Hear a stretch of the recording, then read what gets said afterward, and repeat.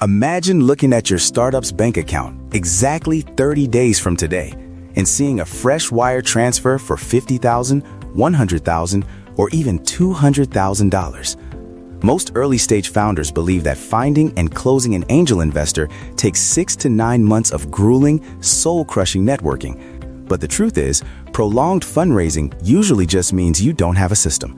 When you actually understand investor psychology and treat your fundraise like a hyper-targeted sales pipeline, you can compress that timeline down to just 4 weeks.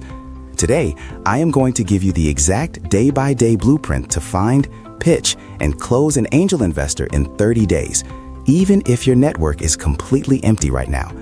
If you are serious about mastering the insider strategies of startup fundraising, market strategy, and business growth, you are in the right place. Welcome to SBO. Take a second to subscribe right now so you never miss out on the actionable playbooks we share to help you fund your vision. Now, let's start the clock on your 30 days. Days 1 through 7 are entirely about building a hyper-specific hit list. The biggest mistake founders make is spraying generic cold emails to any wealthy person they can find on the internet. That is a massive waste of time and burns bridges before they are even built. An angel investor is putting their own personal capital on the line, which means they invest almost exclusively in what they know and understand. If you are building an e-commerce logistics platform in Lagos or a consumer real estate tech app, you should not be pitching someone who exclusively funds biotech in London.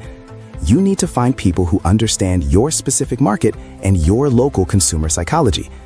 You are going to go on platforms like LinkedIn, Crunchbase, and Twitter and look for founders who successfully exited companies in your exact industry about 3 to 5 years ago. These newly wealthy founders are your absolute best targets because they have cash, they understand your daily struggles, and they usually want to give back to the ecosystem they just conquered. Build a spreadsheet with exactly 50 of these highly relevant names. Do not aim for 1,000 names, aim for 50 perfect fits. Dig into their recent posts, find out what micro niches they are bullish on, and note down one highly specific thing you admire about their past work or a recent interview they gave. Days 8 through 14 are all about the outreach. Forget the massive, heavy pitch deck for a moment. You are not asking for marriage on the first date. You are just asking for a coffee or a 15-minute Zoom call. Warm introductions are always the gold standard. So look at your 50 targets and see if you share any mutual connections on LinkedIn. If you do, ask that mutual connection to forward a tiny 2-sentence blurb about your startup. But let us assume you have 0 mutuals and are starting from scratch. You are going to send a cold email, and it absolutely must follow the 3-sentence rule. Sentence 1 is the hook, referencing that specific thing you researched. Hi, Sarah. Loved your recent thread on the massive gaps in the African B2B SaaS market. Sentence 2 is the traction in the ask. I'm the founder of a startup that just hit 20% month-over-month growth by solving that exact gap, and I'd love to get your harsh feedback on our go-to-market strategy for 15 minutes next Tuesday. Notice what we did there. You are not begging for money. You are asking for advice. Investors love giving advice. There's an old Silicon Valley saying, when you ask for money, you get advice. But when you ask for advice, you often get money. We are about to break down exactly what to say in that first meeting to make them actually pull out their checkbook. But if this specific strategy is already making sense to you, hit that like button and make sure you are subscribed to SBO.